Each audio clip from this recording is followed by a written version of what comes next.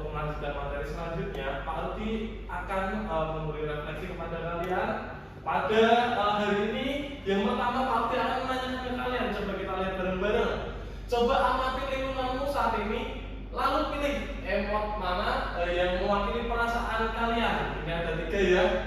Yang pertama A itu wajah seperti ini, jadi masih penasaran pada materi sebelumnya. Ada yang sedikit lesu karena tidak paham materi sebelumnya, atau senyum. Nah, dari sini Pak ingin tanya kepada salah satu anak saja, mewakili emot gimana agar Pak itu tahu kalian itu kemampuannya sampai kemana di materi tersebut. Oke, mungkin dari Bu Rosa saja. Saya pilih yang C, Pak. Karena kenapa, Bu? Karena saya suka dengan materi sekarang. Oke, terima kasih. Kita beri aplaus kepada Bu Rosa. Oke, selanjutnya kita masuk ke 2. Berikan pendapatmu tentang bagaimana kondisi lingkungan akan berdampak pada semangat belajarmu. Contoh, kondisi di kita teman-temannya asik Pak, atau bagaimana? Coba kita mau tanya kepada Pak Rizal, gimana kondisi pendapat Anda tentang materi sebelum ini, teknologi jaringan di lingkungan kalian? Baik Pak Rudi, bisa ya Pak. Untuk pendapat saya kan tentang lingkungan yang berdampak saat belajar itu karena teman-teman menyenangkan pada mau membantu ketika ada permasalahan, ketika pembelajaran. Terus apa lagi ya?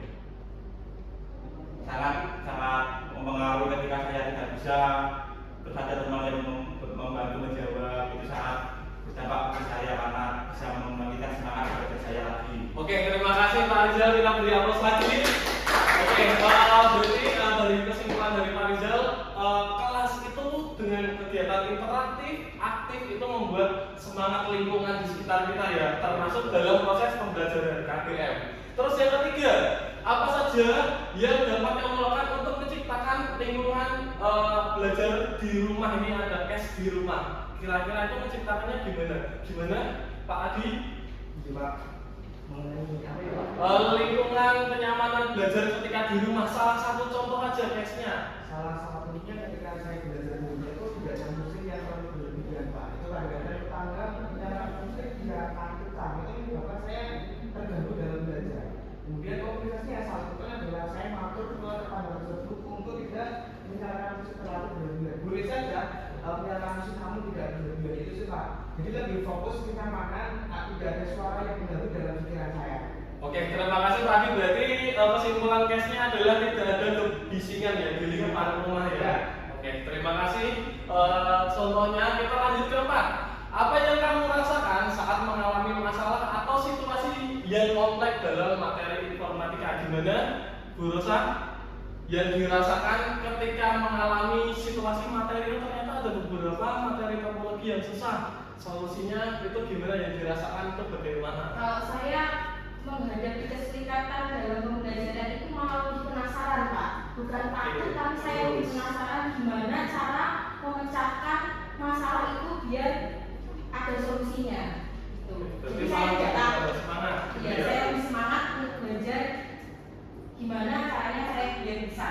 Oke, makasih, terima kasih Bu. Yang terakhir, apa harapanmu saat kamu belajar tentang topologi jaringan? Kita kemarin sudah belajar topologi jaringan, ada mesh, ada ring dan lain-lain. Sekarang satu saja harapannya, Pak Rizal, gimana harapannya untuk topologi jaringan? Oke, harapan untuk belajar topologi jaringan yaitu awalnya kan saya tidak mengetahui apa itu topologi jaringan.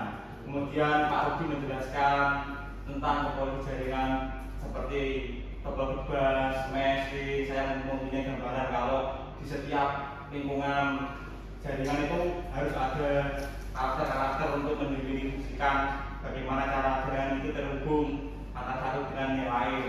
Terus kemudian kekurangan kelebihan topologi jaringan itu saya mengetahui. Harapan saya itu nantinya bisa mempraktekkan secara langsung kehidupan nyata. Oke, terima kasih Pak Rizal. Berarti harapannya lebih ke mempraktekkan secara langsung di kehidupan nyata. Mungkin itu saja refleksi dari Pak Rudi. semoga nanti di pertemuan selanjutnya, di bab selanjutnya kalian bisa lebih fokus karena kita sudah mulai paham mengenai kondisi-kondisi emosional dari lingkungan kita, gitu ya. Oke, terima kasih. Wassalamualaikum warahmatullahi wabarakatuh. Waalaikumsalam.